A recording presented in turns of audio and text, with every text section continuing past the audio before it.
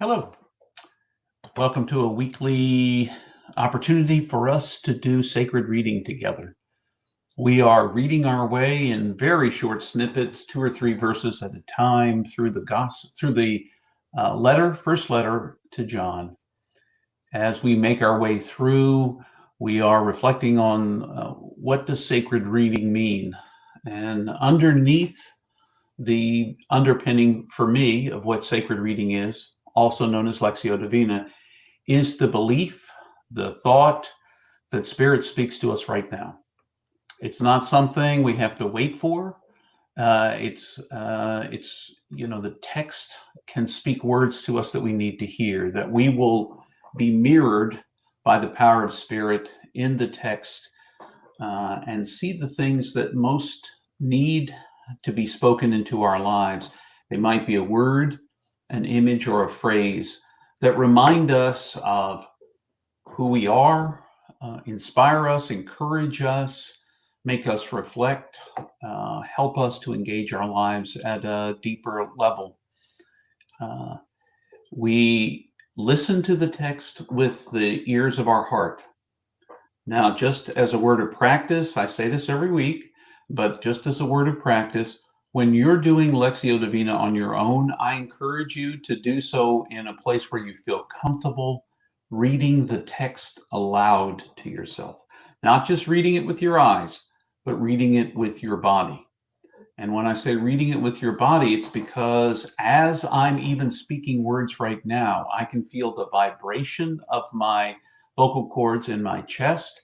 And as I was just reaching into my body, I feel the vibration of words all the way down to the bottom of my feet, all the way to the top of my head when I feel those vibrations. So I'm not only reading the text aloud the way that it was originally meant to be heard, but I'm also receiving it. It's vibrating in my ears.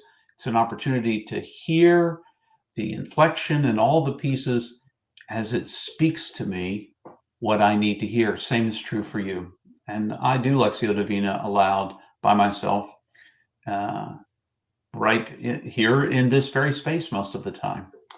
So as we continue on, today we're looking at 1 John chapter 3, and we're just doing verses 14 through 15. Now, as I read them to you, you're welcome as soon as you've listened to the text to stop the recording and just reflect for yourself what you think it means. I will, after a brief pause, speak what I hear in the text, what it says to me. If you want to hear what I have to say, that's fine. But in the end, what we're learning to do with these texts is listen for Spirit as it speaks to us. What is it saying to me? My telling you what it says to me is an opportunity for you to kind of see the process, not for me to give you the definitive answer to what the text might be saying for you. So listen to the text, let it speak to you, and if you want to hear my reflection on it, stick around after the pause. So let's turn together, 1 John chapter 3, verses 14 through 15. Bring yourself into the moment and listen for a word from Spirit. We know that we have crossed over from death to life because we love each other. The ones who do not love remain under the power of death. All who hate others have murder in their hearts, and you know that murderers do not have the life of the world to come that never fades away, remaining in them.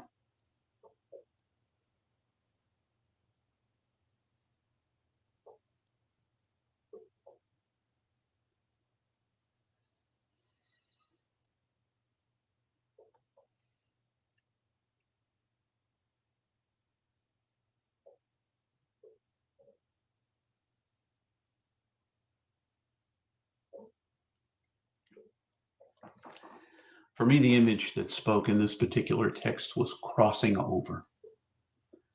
And what's interesting to me about this particular text is it says, we know that we have crossed over from death to life. Not that we will cross over from death to eternal life somewhere down the road. That we have crossed over from death to life. We know it because we love each other. That first sentence just jumped out on the page. We know that we have crossed over from death to life because we love each other. Love is that sign we've crossed over. When we stop feeling the deep need within us to hate the other for their differences to us, or quite frankly, most often the people we hate the most are probably the people most like us, or that contain some aspect of us that we don't like about ourselves. And it's so much easier to dislike them than it is to deal with it within us. So crossing over from death to life is not something we wait to do somewhere down the line. And it is signified to us. We see it when we love each other. Anyone who hates still remains in death. That's what the text goes on to say. You know what I like about this letter of 1 John? It does not mince words. If we think that we have crossed from death to life and yet still harbor any kind of hate, we are most likely mistaken. We are most likely mistaken. It's a process to cross over that bridge, to shed all the things that I think make me need to hate someone else because they're different than me, or think differently than me, or see the world differently than me, or are from a different ethnic group than me, a different nation than me, a different religion than me. Under no circumstances, I don't see any caveats here about only loving the right people. It's about loving all people. Loving each other is a sign that we have crossed from death to life. And hate really is a kind of death, isn't it? Hate really is a kind of death that sucks us down with it and leaves us kind of empty inside. But true life is filled with love. True life is filled with love. What a beautiful and powerful sentiment to know, not to think, but to know we have crossed from death to life because we love one another. I don't always know that because I don't always love the other. This is a call out for me to be careful. Be careful about those feelings that I might harbor towards anyone in this world who is different than me or sees the world different than me. And I don't always appreciate being called out, but I am thankful that I am loved enough that I am called out and reminded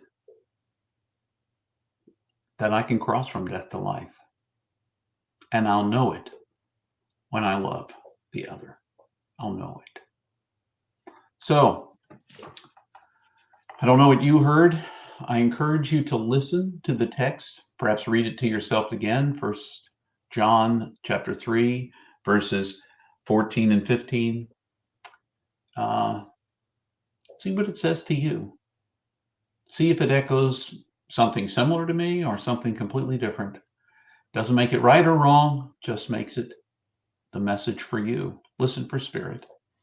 So, until the next time we do Lectio Divina, sacred reading together, I wish you all the very best.